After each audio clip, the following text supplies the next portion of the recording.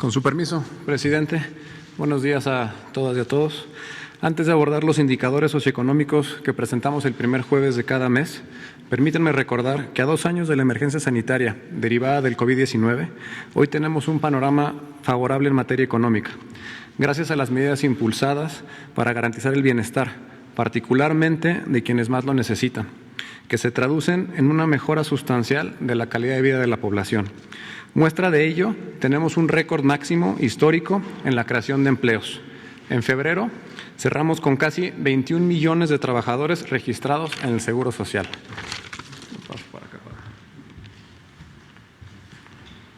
Gracias. Aquí podemos apreciar los puestos de trabajo registrados en el Seguro Social de diciembre del 2018 a la fecha. Antes de la pandemia teníamos 20.600.000 puestos registrados. Se puede apreciar la caída y posteriormente la tendencia de recuperación. Salvo 2 caídas que tuvimos en diciembre, tanto del 2020 como del 2021, ahora tenemos un máximo histórico de casi 21 millones de puestos de trabajo. Adicionalmente, febrero fue el mes con más empleos creados en toda la historia, con 178.867. Adicionalmente, el salario promedio de los trabajadores inscritos en el Seguro Social superó los 14,000 pesos mensuales y aquí podemos ver también cómo esta es la cifra más alta registrada. Ahora pasamos al salario mínimo. En esta gráfica estamos mostrando el salario mínimo ajustado a precios de enero del 2022 para poder hacerlo comparable. Se puede apreciar cómo a finales de los 80 se empezó a perder el poder adquisitivo. Posteriormente no hubo crecimiento alguno en el salario mínimo en términos reales y ahora, en los 3 años que llevamos en el gobierno, ha habido un incremento del poder adquisitivo del 71%. Es decir, se puede comprar 71% más con el salario mínimo que cuando llegamos al gobierno. En cuanto a lo que acabo de mencionar, tomándolo como ejemplo, cuando llegamos se podía comprar 3 kilos de frijol y ahora el salario mínimo alcanza para 4.5. De igual manera, cuando llegamos al gobierno se podían comprar 3.2 kilos de huevo y ahora se pueden comprar 5 kilos. E igualmente, cuando llegamos al gobierno se podían comprar 6.5 kilos de tortilla y ahora alcanza para casi 10. En cuanto a la llegada de remesas, recordar que el año pasado se recibieron por arriba de 51,000 millones de dólares, 27% más que en el 2020 y estas cifras siguen aumentando. Agradecer a nuestros paisanos, ya que en el mes de enero, con datos confirmados por el Banco de México, se recibieron 3,931 millones de dólares, 20% más que enero del año pasado y tenemos un estimado de 3,900 para el mes de febrero, lo que representa un incremento del 23%. Si ahora vemos la tendencia histórica de las remesas, se aprecia cómo enero y febrero son los meses cuando disminuyen estos envíos. Sin embargo, enero y febrero de este año están 20% arriba que el año pasado, así que esto sigue aumentando y son muy buenas noticias. Con respecto al tipo de cambio, cuando llegamos al gobierno, el peso contra el dólar se encontraba en 20.37. Al cierre de febrero se ubicó en 20.47. Esto muestra la estabilidad de este gobierno. Si nos comparamos contra gobiernos anteriores, podemos ver cómo ese no fue el caso y hubo incrementos sustanciales. Es decir, que no ha habido depreciación. La siguiente, por favor. Es decir, que en este gobierno no ha habido depreciación y de igual manera nos podemos comparar contra los últimos gobiernos donde por al menos en el mismo periodo de los 38 meses que llevamos fue de al menos 2 dígitos. Esta gráfica reafirma lo anterior.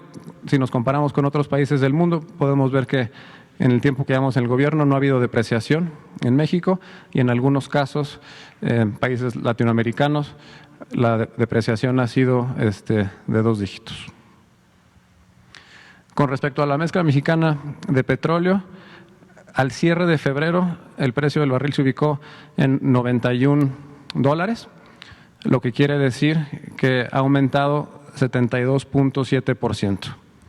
Sin embargo, este incremento no se ha visto reflejado en el precio de las gasolinas. Mencionar que se ha cumplido el compromiso de que los aumentos a los precios de las gasolinas no estén por arriba de la inflación. Esta gráfica muestra el precio real de la gasolina magna, es decir, está ajustado a precios de enero del 2022 para poder hacerlo comparable. Mientras en el sexenio de Felipe Calderón la gasolina magna aumentó 23% en términos reales, en el de Peña Nieto 43%, en el tiempo que llevamos en el gobierno ha habido una disminución de menos 5.4% en términos reales. Para el caso de la gasolina premium ha habido una disminución del 3.7% y se puede comparar contra los años anteriores. Si pasamos al diésel, la disminución ha sido del 6.3%, cuando anteriormente hubo incrementos cercanos al 50%.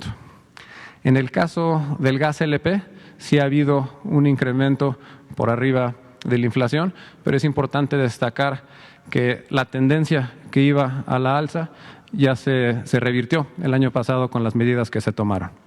Con respecto al precio de la luz, también ha habido una disminución, en este caso del 3.6% en términos reales.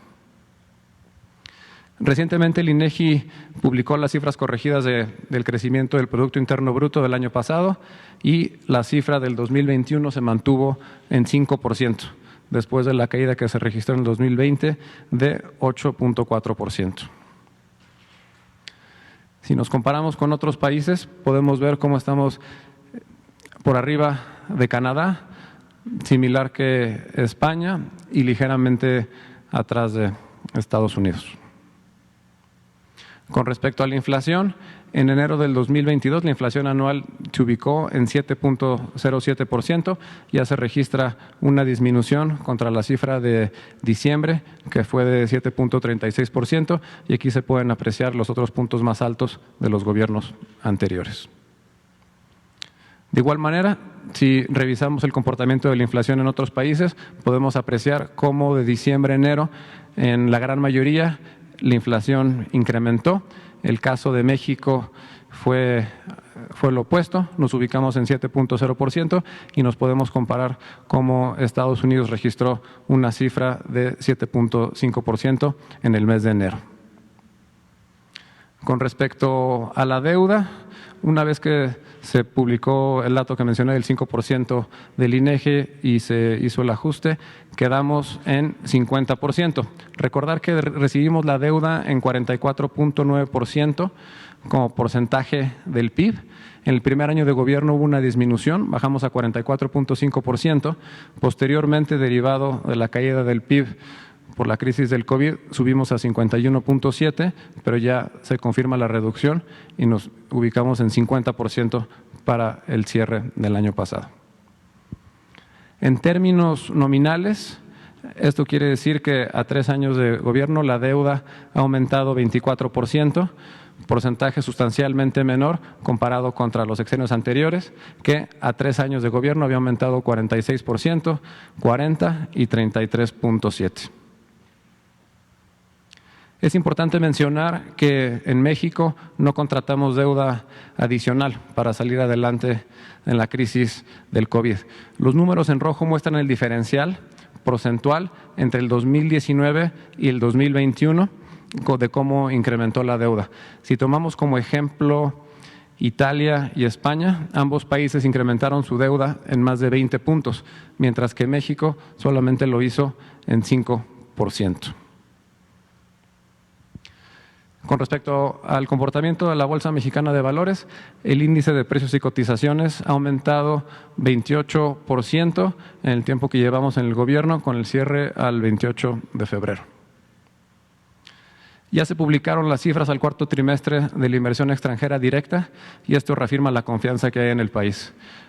El 2019 y el 2021 son 2 de los 3 años con mayor inversión extranjera directa y si descontamos el 2013, la venta de Grupo Modelo, que fue una operación atípica, los 2 años con mayor inversión extranjera directa son en este gobierno. Igualmente, las reservas internacionales del Banco de México muestran la estabilidad, ya que han aumentado 16% en este mismo periodo. Con respecto a temas de seguridad, mencionar que ha habido avances tanto por la estrategia de pacificación del país como por atender las causas de fondo. Aquí podemos observar los delitos del fuero federal. Si comparamos los últimos 12 meses del gobierno anterior con los últimos 12 de tenemos una reducción del 30%.